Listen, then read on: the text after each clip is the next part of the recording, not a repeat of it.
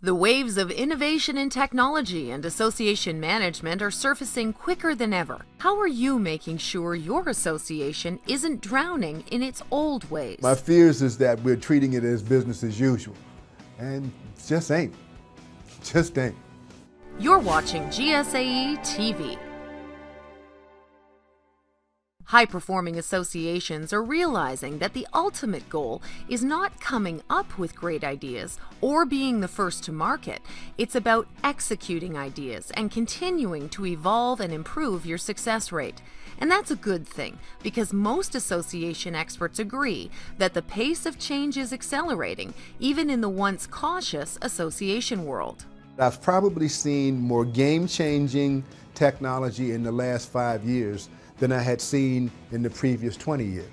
Definitely not an old boys club anymore. Your eyes and ears have to be open to any possibility, and you have to consider things that you might not have ever considered in the past.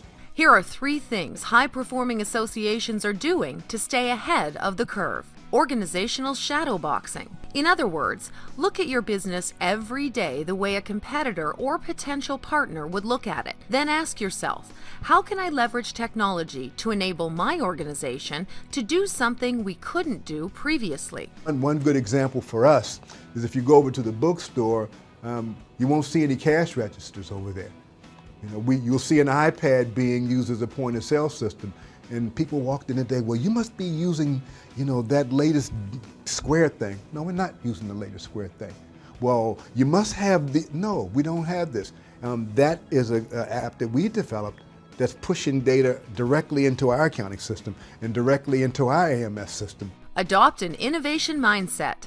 John Angelo of the Cal CPA is responsible for building alliances for his organization. He starts by looking at related associations as potential partners, not competitors. When it comes time for something like advocacy at the Capitol in the state, and we're pushing a particular bill that's very important to our membership CPAs, it's one thing for us to go in and represent our group, but when we can talk to a dozen other like organizations and have them write letters of support from their point of view that is very similar, we're going in with 13 advocates for that cause instead of one. Really very powerful. Don't be afraid to admit a new wrinkle is not working.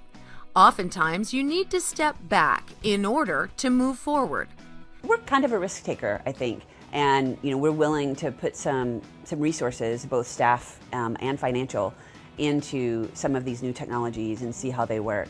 And also, I think one of the reasons that it works is that we're not afraid to say if something's not working, and to back up and re-engineer or just abandon it altogether if that's what needs to be done. In summary, you need to be willing more than ever to experiment with new techniques and technology to make sure you're bringing new value to your staff, members, and volunteers.